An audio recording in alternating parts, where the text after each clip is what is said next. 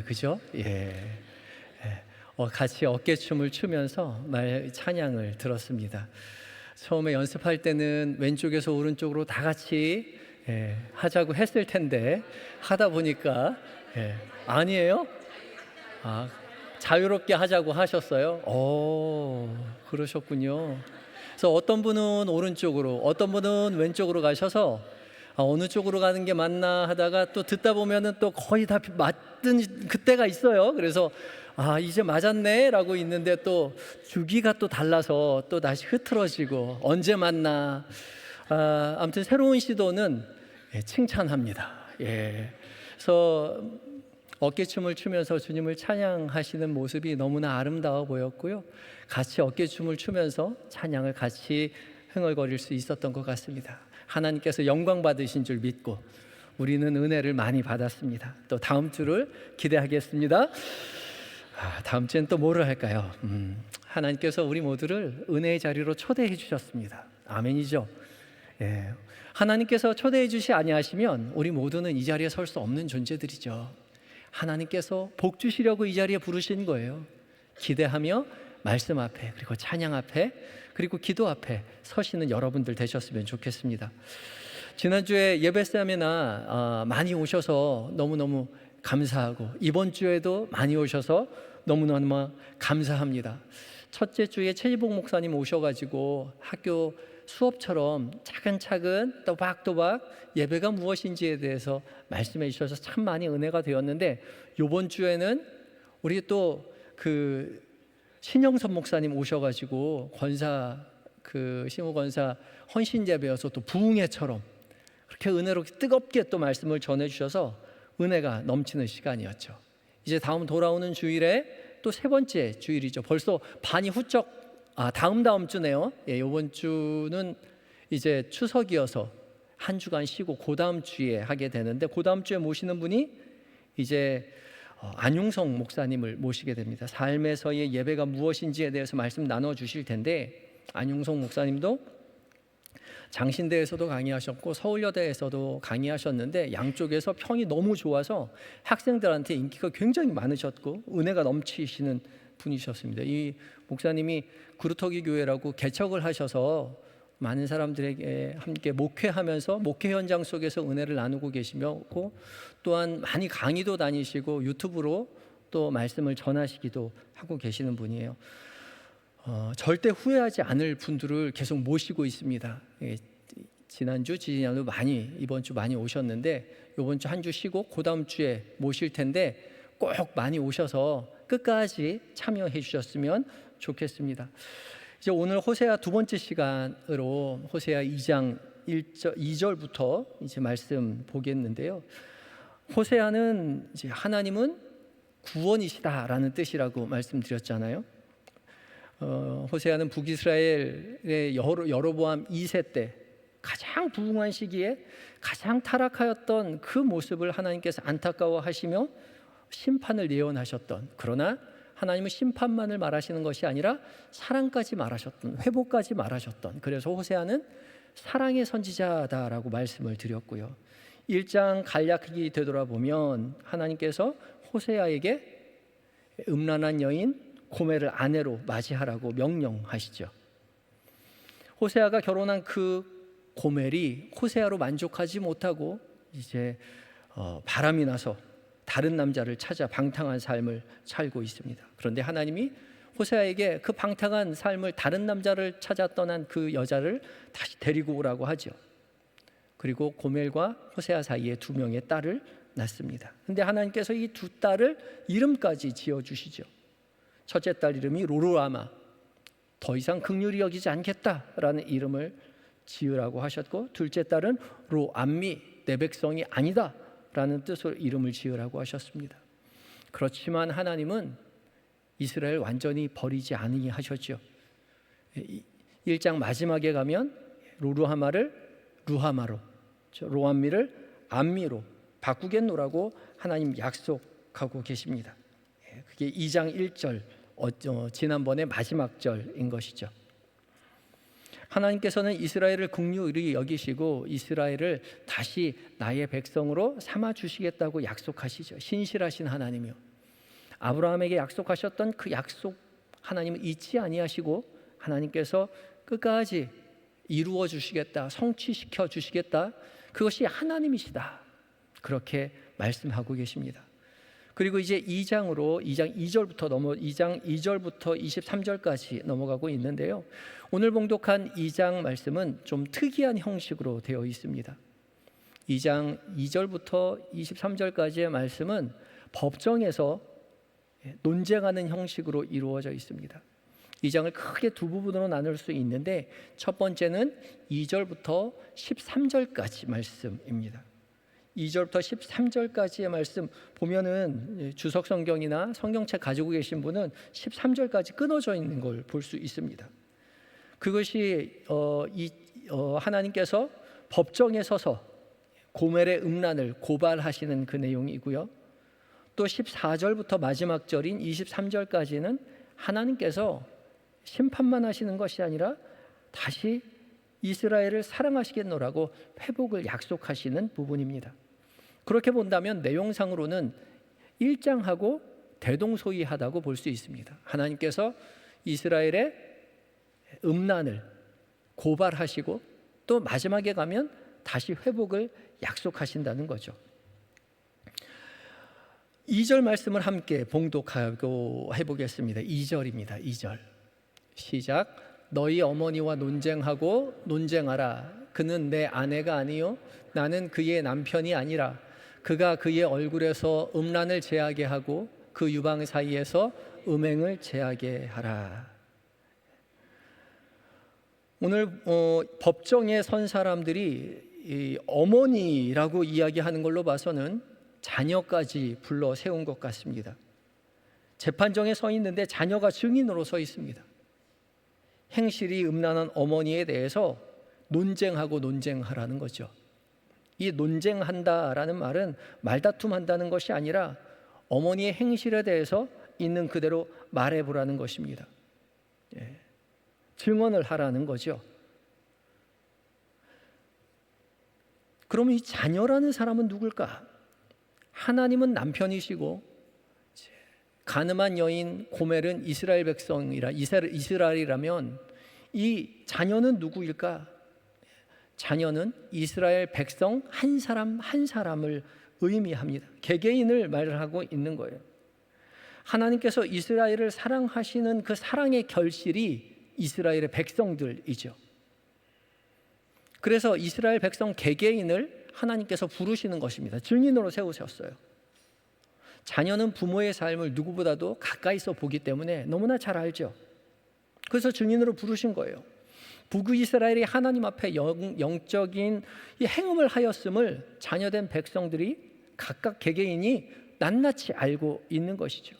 그래서 그것을 지금 증언해 보아라, 말해 보아라, 고발해 보아라 말씀하고 계시는 것입니다.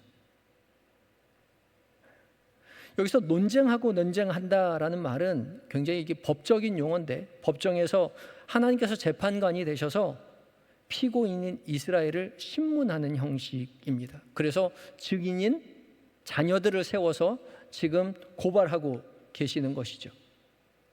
두 번이나 논쟁하라, 논쟁하라, 두 번에 걸쳐서 반복함으로 강조하고 있습니다. 이 히브리어 성경을 보면 논쟁하라가 맨 앞에 나와 있습니다. 논쟁하라, 너의 어머니와 논쟁하라입니다. 그러니까 논쟁하라는 것이, 고발하라는 것이 주된 내용인 것이죠. 하나님께서 고발하라고 이야기할 때에 하나님께서는 증인된 자녀들을 향해서 그는 내 아내가 아니다, 나는 그의 남편이 아니다 라고 말하시면서 이어져 가고 있죠. 아내가 아니고 남편이 아니다 라는 말은 그냥 화가 나서 말하는 것이 아니라 이혼을 선언하는 재판정에서의 공식적인 문구입니다. 재판석상 안에서 이 여인과 이혼하겠다고 공식적으로 말하는 것이 내 아내가 아니다, 내 남편이 아니다 라는 용어라는 거죠. 하나님께서는 이렇게 공식적인 문구를 통해서 하나님과 이스라엘 백성들 간에 이혼을 선언하셨지만 당장 이혼하겠다는 말씀은 아니십니다. 하나님이 재판관이 되셔서 잘못을 뉘우치고 반성하라는 말이죠. 그래서 이어지는 문장이 2절 뒷절에 보면, 후반부에 보면 그가 그의 얼굴에서 음란을 제하게 하고 그 유방 사이에서 음행을 제하게 하라. 자녀된 자의 샅샅이 낱낱이 고발하는 그 고발을 통해서 무엇을 하고자 하느냐? 그의 얼굴, 어머니의 얼굴에서 음란을 제하게 하고 그 어머니의 얼굴, 유방 사이에서 음행을 제하게 한다는 거죠. 얼굴에서 음란을 제한다는 말은 매춘부가 얼굴에 바르는 화려한 화장품을 말합니다. 그리고 유방 사이에서 음행을 제한한다는 말은 몸에 걸치는 각종 보석들을 말하죠. 남자를 꼬시기 위해서, 유혹하기 위해서 화장을 하고 장식물을 걸치는 거죠. 학자들은 이 표현을 이스라엘 백성들이 바알을 숭배하기 위해서 몸치장하고 부적을 지니고 다녔던 것을 상징한다고 말하기도 하죠. 이 고멜로 대변되는 이스라엘 이 백성은요, 바알 신에게 찾아가서 이렇게 말을 합니다. 5절 말씀 읽어보겠습니다. 5절이요. 시작. 그들의 어머니는 음행하였고 그들은 임신했던 자를 부끄러운 일을 행하였나니 이는 그가 이르기를 나는 사랑하는 자들을 따르리니 그들이 내 떡과 내 물과 내 양털과 내 삶과 내 기름과 내 술들을 내게 준다 하였습니다. 백성들의 어머니가 음행하였는데 그들을 임신했던 자는 부끄러운 일을 행하였다. 어머니로서 부끄러운 일을 행하였는데 그것이 그가 이르기를 나는 나를 사랑하는 자들을 따르겠다는 거죠. 사랑하는 자들입니다. 복수형이에요. 한 남자만 따라간 것이 아니라 여러 남자들을 따라간 것입니다. 그들이 내 떡과 물과 양털과 내 삶과 내 기름과 내 술을 주기만 한다면 나는 언제든지 그 남자를 따라 나설 준비가 되었다는 거죠. 행음할 준비가 되어 있어요. 그런데 이 사람이 먹고 사는, 이 여인이 먹고 사는 모든 것은 사실 남편 대신 하나님께서 주신 것이죠. 8절 말씀 읽어봅니다. 8절이요. 시작. 곡식과 새 포도주와 기름은 내가 그에게 준 것이요 그들이 바알을 위하여 쓴 은과 금도 내가 그에게 더하여 준 것이거늘 그가 알지 못하도다. 열심히 퍼다 나르고 쓰고 바알을 위해서 갖다 준 은과 금, 네가 지금 먹고 사는 곡식과 새 포도주와 기름 다 내가 준 것이라는 거죠. 근데 그거 알지 못한다는 거예요. 이스라엘 백성들이 먹고 마시고 누렸던 모든 것이 하나님께서 베풀어 주신 복이었는데 그 복 가지고 살면서 또 하나님께서 주신 은과 금 그거 가지고 바알에게 다 갖다 준다는 겁니다. 그런데 이스라엘 백성들은 그것이 누구로부터 왔는지 알지 못한다는 거죠. 왜 그렇습니까? 하나님은 눈에 보이지 않으셔서요. 그런데 우상들은 눈에 보이잖아요. 하나님은 눈에 보이지도 않고 들리지도 않는데 우상들은 눈에 보이게 너무나도 확고하게 자기들 앞에 있거든요. 눈에 보이지 않는 하나님은 한 분이신데 우상들은 수가 훨씬 더 많이 있거든요. 그래서 그 많은 우상들을 따라 나서는 겁니다. 점점점 더 센 우상을 찾아 나서죠. 힘센 우상을 찾아다니는 거예요. 하나님은 보이지 않으니 눈 가까이에 있는, 손 가까이에 있는, 발에 닿을 수 있는 힘센 우상들 이리저리 찾아다니는 거예요. 하나님이 주신 복을 누리면서 먹으면서 그거 가지고 눈에 보이는 더 센 우상 찾아 나서는 거죠. 그러나 이리저리 옮겨다니며 더 큰 우상 찾아, 더 힘센 우상 찾아다닐수록 이런 사람들의 마지막은 패망일 뿐인 거죠. 7절 말씀을 읽어봅니다. 7절 말씀 시작. 그가 그 사랑하는 자를 따라갈지라도 미치지 못하며 그들을 찾을지라도 만나지 못할 것이라. 그제야 그가 이르기를 내가 본 남편에게로 돌아가리니 그때의 내 형편이 지금보다 나았음이라 하리라. 자기를 사랑해 줄 것 같고 자신을 만족시켜 줄 것 같아서 열심히 우상을 따라가 보지만, 이리저리 바꿔가 보지만 미치지도 못하고, 미치지 못한다는 게 뭐예요? 따라갈 수도 없고요, 만날 수도 없다는 거죠. 찾을지라도 만날 수가 없습니다. 다 소용없는 일이에요. 헛된 일이에요. 이 사람이 이 우상이 만족해 줄 것만 같지만 잠시 잠깐뿐이고 더 세고 큰 우상을 따라 나서게 된다는 거죠. 그리고 다 잃고 나서 한다는 소리가 내가 본 남편에게 돌아가리니 그때의 내 형편이 지금보다 나았습니다. 첫 남편하고 살 때가 좋았지. 그렇게 후회한다는 거죠. 누가요? 이스라엘 백성들이요. 이스라엘 백성들만요? 우리의 인생이 그러죠. 전보러 다니는 사람들 있죠. 집안에 문제가 생기면 용하다는 점쟁이 찾아다니면서 전보러 갑니다.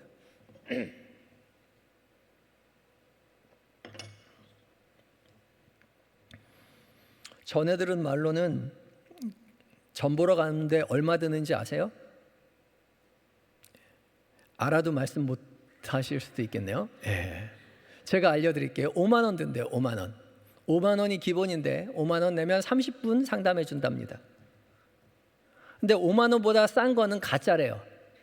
1만 원 받기도 하고 2만 원 받기도 하고 3만 원 받는 사람도 있는데 그런 사람 가짜니까 가서 들을 그럴 가치가 없대요. 그래도 5만 원쯤 내야 기본은 한다는 거죠. 5만 원짜리 점 받는데 별로 신통치가 않아요. 그럴 수 있잖아요. 그럼 어떻게 할까요? 누가 얘기하셨네요. 조그맣게 10만 원짜리 보러 가는 거예요. 강남에 가면 10만 원짜리 점쟁이가 있대요. 그 점쟁이는 5만 원짜리보다 2배로 용하다는 거죠. 그 사람 말하는 거는 왠지 잘 맞추는 것 같고, 그 사람은 내 미래를 보장해 줄 것 같은 거죠. 책임져 줄 것 같아요. 근데요, 그렇게 용하다는 점쟁이 찾아가잖아요. 그러면 10만 원만 내고 끝나는 게 아니에요. 그래서 우리 남편이 잘 되려면 어떻게 해야 되나요? 우리 애가 좋은 대학 합격하려면 어떻게 해야 되죠? 그럼 뭐라 그래요? 부적을 하나 사야지. 근데 2만 원짜리 점쟁이가 얘기하면 하나도 안 들을 것 같은데 10만 원짜리 점쟁이가 얘기하니까 왠지 들어야만 될 것 같은 거죠. 부적을 삽니다. 부적만 살까요? 고사를 지내야지. 고사는 얼마예요? 300만 원만 내. 고사 한 번 지내면 마음이 편안할까요? 아니요. 불안합니다. 내 인생의 문제가 그거 하나뿐이겠어요? 그래서 그 점쟁이 점점 의지하게 되는 것이죠. 마음의 평안을 얻고자 점쟁이를 찾아다녔는데 비싼 점쟁이를 찾아갈수록 마음의 불안이 휩싸이는 거죠. 그래서 300만 원짜리 구슬하는 걸로 끝나는 게 아니라 집 한 채 날리는 거예요. 남들 얘기이죠. 그런 사람 없을까요? 지금도 법원에 가면요, 집 한 채 날리고 사기로 고발당한 점쟁이들이 많이 있어요. 지금도 허다합니다. 이스라엘 얘기가 아니에요. 지금 우리 21세기를 사는 우리 얘기예요. 이리저리 용하다는 신들 이리저리 찾아다녀보지만, 따라다녀보지만 욕망을 채울 수 없어요. 비싼 점쟁이를 찾아갈수록 더 불안해집니다. 헛되고 헛된 일이죠. 미치지 못해요. 만나지 못해요. 제가요, 교회 다니는 분들 중에 점 보러 다닌다는 분이 있다는 얘기를 들었어요. 손 들어보면 아무도 안 들으시겠죠? 그게 말이 됩니까? 그런 사람 교회는 오래 다닐지 몰라도 예수 믿는 사람 아닌 거예요. 아니, 하나님이 모든 것을 다 내어 우리를 구원해 주셨잖아요. 우리의 삶의 모든 것을 주님께서 주셨잖아요. 우리가 먹는 것, 입는 것, 마시는 것, 누리는 것, 은과 금 모두 다 하나님께서 주셨는데 하나님이 안 보이니까 불안한 마음에 점쟁이 찾아가는 거죠. 비싼 점쟁이요. 더 불안하게끔. 점쟁이 따라가지 마세요. 예수 믿는 사람 절대 결코 점쟁이 따라가면 안 됩니다. 하나님이 뭐라고 말씀하시냐? 13절 말씀 읽어보겠습니다. 13절이요. 시작. 그가 귀걸이와 패물로 장식하고 그가 사랑하는 자를 따라가서 나를 잃어버리고 향을 살라 바알들을 섬긴 시일대로 내가 그에게 벌을 주리라. 여호와의 말씀이니라. 하나님이 벌을 얼만큼 준대요? 나를 잊어버리고 향을 살라 바알을 섬긴 시일대로요. 하나님을 떠난 만큼 받는다는 겁니다. 그러니까 아무리 적은 일이라도 재미로라도 결코 따라가지 마세요. 따라간 만큼 어떤다고요? 맞는 거예요. 매를 버는 일뿐인 거죠. 우리의 인생을 책임지시는 분은 눈에 보이지 않지만 들리지 않지만 여전히 살아 역사하시는 하나님 한 분이신 것을 믿고 신뢰하며 받은 복을 누리며 하나님 앞에 영광 돌려드리며 믿음의 길 걸어가야 하는 것이죠. 하나님께서 너희가 그런 바알을 섬기며 따라갈 때에 내가 너에게 베풀었던 모든 것을 다 거두어 드리겠노라고 하나님께서 말씀하고 계시는 거죠.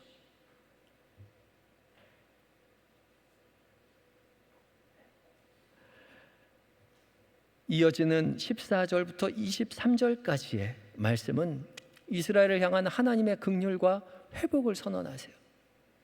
하나님은 매만 주시겠다고 하시는 분이 아니라 결국은 하나님의 사랑으로 이스라엘을 되돌아오게 하겠다라고 선언하시는 하나님이신 거죠. 1장과 동일한 구조가 반복이 됩니다. 14절과 15절 말씀을 읽어봅니다. 14절과 15절입니다. 시작. 그러므로 보라, 내가 그를 타일러 거친 들로 데려가서 말로 위로하고 거기서 비로소 그의 포도원을 그에게 주고 아골 골짜기로 소망의 문을 삼아주리니 그가 거기서 응대하기를 어렸을 때와 애굽 땅에서 올라오던 날과 같이 하리라. 하나님은 회개하는 이스라엘 백성들을 타일러서요 거친 들로 데려가서 말로 위로해 주겠다라는 말씀하시죠. 아니, 좋은 데 데려가시지 하필이면 왜 거친 들로 데려가실까요? 이 거친 들은 미드바르인데요, 미드바르는 광야입니다. 이 15절 하반절, 우리 15절 다시 한번 보여주실까요? 15절 하반절에 어렸을 때와 애굽 땅에서 올라오던 날과 같이 하리라. 하나님께서 이스라엘 백성들에게 구원을 베푸시기 위해서 출애굽해 주셨을 때 애굽 땅에서 올라와서 어디로 갔죠? 기억이 안 나세요? 홍해를 건너서 어디로 들어갔어요? 광야로 갔잖아요. 그 광야가 바로 미드바르, 거친 들이죠.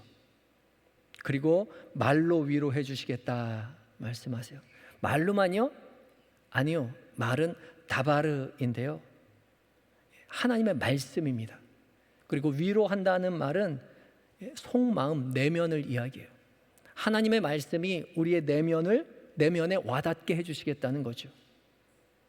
그냥 하나님의 말씀이 율법으로서의 지식이 아니라 강야 같은 거친 들에서 위로의 말씀, 우리의 마음 내면 깊이 울리는 살아계신 하나님의 음성으로 듣게 해주신다는 거죠. 그때 그 거친 들에서 하나님을 의지하며 광야의 길을 걸어가는 것입니다. 그렇게 해주시겠다라고 말씀하세요. 그래서 15절에 거기서 비로소 그의 포도원을 그에게 주고 아골 골짜기로 소망의 문을 삼아주겠다. 그저 광야로만 알았는데 하나님께서 그 광야를 포도원으로 바꾸어 주시겠다라고 말씀하시고요, 아골 골짜기로 알았는데 소망의 문으로 삼아주시겠다라고 말하죠. 이 아골 골짜기는 괴로움의 골짜기라는 뜻인데 우리 너무나 잘 아는 찬송가에도 나오는 아골 골짜기요, 이 아골 골짜기가요, 기원이 여호수아서에 있습니다. 여호수아서 7장 25절과 26절 말씀을 또한 읽습니다. 시작. 여호수아가 이르되 내가 어찌하여 우리를 괴롭게 하였느냐? 여호와께서 오늘 너를 괴롭게 하시리라 하니 온 이스라엘이 그를 돌로 치고 물건들도 돌로 치고 불사르고 그 위에 돌 무더기를 크게 쌓았더니 오늘까지 있더라. 여호와께서 그의 맹렬한 진노를 그치시니 그러므로 그곳 이름을 오늘까지 아골 골짜기라 부르더라. 아골 골짜기라는 뜻은 네가 어찌하여 우리를 괴롭게 하였느냐라는 말에서 비롯된 골짜기의 이름인데요. 이게 여호수아가 여리고성 무너뜨릴 때에 아간이 그 여리고성 그 모든 재물을 하나님 앞에 바치기로 했는데 몰래 하나님께 바칠 그 물건 훔쳤죠. 그래서 그 다음 성인 아이성에서 계속 패배했습니다. 제비 뽑아서 누가 이 우리의 패배의 근원인가 이유인가 원인인가 제비를 뽑았을 때에 아간이 나왔죠. 아간이 하나님께 드려야 할, 하나님께 바쳐야 할 그 헌물을 훔쳤던 것이죠. 그래서 이스라엘 백성들이 패배하고 하나님 앞에 벌을 받았습니다. 그래서 왜 이렇게 우리를 괴롭게 하니? 아간을 돌로 쳐 죽이며 그 자리를 아골 골짜기라고 이름하였죠. 하나님 앞에 드려야 할 것을 드리지 않은 죄의 결과가 아골 골짜기였던 거죠. 그러나 하나님은 이제 하나님께 감사하지 못하고 이방신을 따라 나서는 이스라엘 백성들을 향해서 아골 골짜기가 아니라 소망의 문으로 삼아주시겠더라고 약속하죠. 그리고 하나님은 전국 마지막에 가서 이렇게 이스라엘 향해서 선언하십니다. 16절 말씀입니다. 16절 읽습니다. 시작.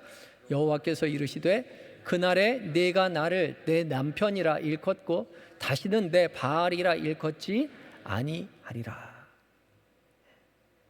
하나님께서 그날에 내가 내 남편이라고 일컫고 다시는 내 바알이라 일컫지 않겠다 말씀하시죠. 이 바알이라는 말도 주인이라는 뜻도 있고 남편이라는 뜻도 있습니다. 부부 사이에서 남편이 아내를 다스려야 했기 때문에 소유권을 가지고 있었기 때문에 바알이라는 뜻이 주인이라는 뜻도 되고 남편이라는 뜻도 돼요. 그런데 다시는 내 바알이라 일컫게 하지 않겠다. 바알이라는 것은 이방인의 용어인 것이죠. 이방 사람들의 용어예요. 그런데 하나님은 바알이라 말하지 않고 내 남편이라 말하게 하겠다. 그렇게 말씀하시죠. 이 남편은요 히브리어인데 히브리어의 이쉬입니다. 남편이라는 뜻이 아니라 남자라는 뜻이에요. 근데 이 남자라는 이 단어가 쓰인 성경에서 가장 유명한 곳이 있습니다. 창세기 2장 23절 말씀이에요. 함께 읽습니다. 시작.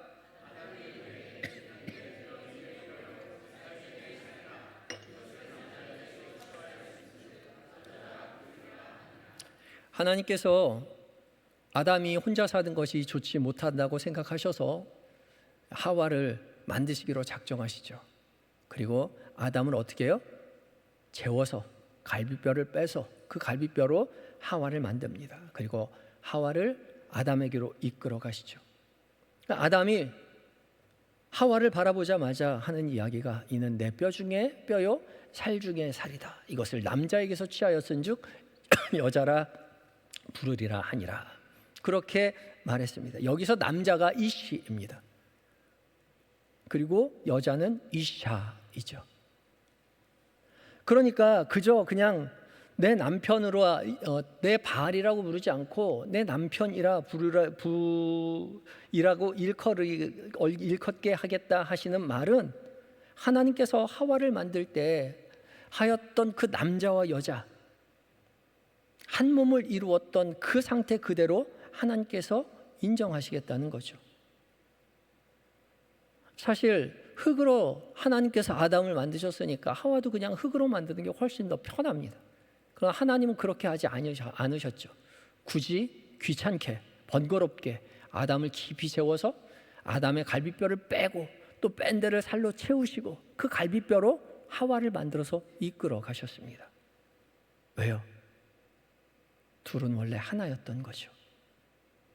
온전했던 아담, 온전치 못한 아담과 온전치 못한 하와 반쪽짜리 인생으로 만들어서 둘이 함께 할 때에, 사랑으로 함께 할 때에 온전한 하나가 이루어지게 하셨다는 거죠. 그래서 하나님 이렇게 명령하십니다. 2장 24절 말씀 읽습니다. 시작. 이러므로 남자가 부모를 떠나 그의 아내와 합하여 둘이 한 몸을 이룰지로다. 아담과 하와는 원래 한 몸이었습니다. 뗄래야 뗄 수 없는 관계였던 겁니다. 근데 하나님이 이스라엘 백성들에게 이렇게 약속하시는 거예요. 너희와 나는 더 이상 뗄래야 뗄 수 없는 관계로 내가 만들어 놓겠다. 하나님의 사랑으로 우리와 하나님이 하나 되게 해주시겠다라고 말씀하시죠. 그래서 다시는 권위를 가지고 권력을 가지고 압제하고 다스리는 군주와 같은 바알이라고 부르지 않고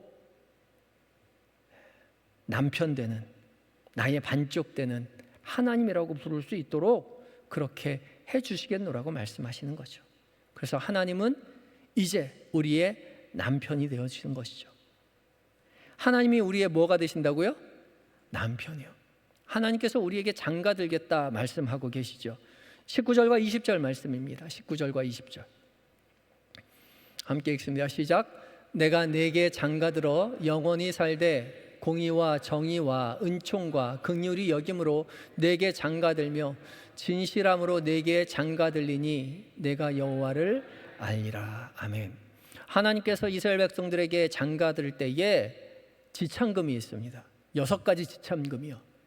공의와 정의와 은총과 긍휼이 여김과 진실함을 가지고 네게 장가들겠다. 이스라엘에서 결혼식에는 반드시 지참금이 있어야 됩니다. 이 지참금을 신부의 아버지에게 주는 지참금이 가장 중요한데요. 그걸 모하르라고 합니다. 지금까지 키워주신, 신부를 키워주신 아버지에게 감사한 마음 가지고 신랑 아버지 장인에게 지참금을 주는 거죠. 그건 돈으로 줄 수도 있고 가축으로 줄 수도 있고 노동력으로 줄 수도 있습니다. 그게 모하르예요. 그런데 이제 결혼한 아내에게도 갖다 준 지참금이 있다는 거죠. 이거 갖고 이제 같이 먹고 사는 거예요. 뭘 먹고 산다고요? 공의와 정의와 은총과 긍휼이 여김과 진실함 가지고 먹고 산다고요. 다 하나님의 속성이죠. 그리고 이 지참금을 통해서 20절 말씀 함께 읽습니다. 20절 어디서부터냐면 진실함으로부터예요. 시작. 진실함으로 내게 장가들리니 내가 여호와를 알리라. 지참금 가지고 공의와 정의와 은총과 긍휼이 여김과 진실함 가지고 먹고 살면서 네가 여호와가 누구인지를 알게 될 것이다. 여기서 안다는 히브리어 야다는요, 늘 많이 말씀드리지만 지식적인 알미 아니라 부부관계에서 서로를 경험으로 알게 되는 알미입니다. 우리 남편 어떤 사람인지, 어떤 성격의 사람인지 더 깊이 알게 된다는 거예요. 보이지 않는 하나님이 우리의 남편이 되셔서 우리에게 장가들 때에 우리가 뭐 가지고 먹고 살아야 된다고요? 하나님이 가지고 오신 지참금이요. 공의와 정의와 은총과 긍휼이 여김과 진실함 가지고 먹고 살라는 거죠. 그걸로 먹고 살고 계십니까? 여러분, 하나님이 여러분에게 장가들 때 가지고 오신 지참금 다 어디다 두셨어요? 보세요. 여러분 하나님하고 결혼생활 몇 년째 하고 계십니까? 지참금 다 어디다 두셨어요? 꽁꽁 숨겨두셨어요? 아무도 못 보게 꽁꽁 숨겨둔 사람이 있었죠. 누구요? 한 달란트 받은 어리석은 청지기가 그랬습니다. 주인에게 받은 한 달란트를 꽁꽁 숨겨두었어요. 그러나 하나님 그렇게 말씀하시지 않죠. 그거 가지고 먹고 살아야 돼요. 우리가 주님과 부부로 살아간다면 하나님께서 우리에게 주께서 우리에게 허락하신 모든 것, 그거 가지고 먹고 살아야 되는 거죠. 이전에 혼자 살고 있었던, 이방신 섬기고 살았던 그때의 과거의 습관들 다 내어버리고 하나님의 속성, 공의와 정의와 은총과 긍휼이 여김과 진실함으로 먹고 살아야 합니다. 그거 먹고 살 때 눈에 보이지 않는 하나님이 나의 삶 가운데 함께 살고 계신다라는 것을 알게 된다는 것이죠. 경험으로 알게 된다는 거예요. 그러니까 그거 먹고 안 살면, 그거 먹고 살지 않으면 우리는 말로는 신부라고 이야기하지만 주님하고 결혼한 사람 아닌 거죠. 내 삶에, 우리 각자의 삶에 정의와 공의와 은총과 긍휼이 여김과 진실함, 그런 것들이 묻어나야 돼요. 주님의 신부라면 주님의 신부답게 살아야 되죠. 여러분의 삶에 얼만큼 주님의 신부답게 주님이 주시는 그것 가지고 먹고 사는지 돌이켜보세요. 그리고 그렇게 하나님이 주시는 하나님의 속성을 먹고 살 때에 부부는 같이 살면 어떻게 된다고요? 닮아간다고요. 꼭 닮아간다고요. 그래서 여러분의 삶, 예수 믿는 신부된 우리의 삶을 통해서 세상이 주님이 살아계심을 우리를 통해서, 우리의 행실을 통해서 고백하게 된다는 것이죠. 우리의 삶에 드러나는 공의, 우리의 삶에 드러나는 정의, 우리의 삶에 드러나는 은총, 은총이 헤세드, 사랑이거든요.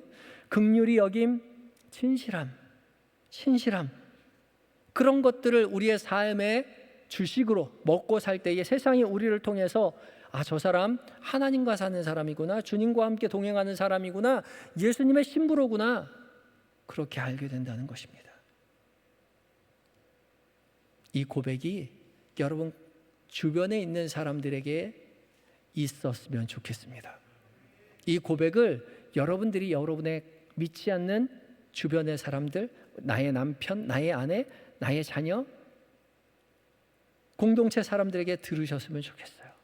그래서 기쁨으로 신랑 되신 우리 주님을 맞이하며 함께 기쁨으로 살아내시는, 주님만으로 만족하며 살아내시는 모든 성도님들이 되시기를 예수 그리스도의 이름으로 축복합니다.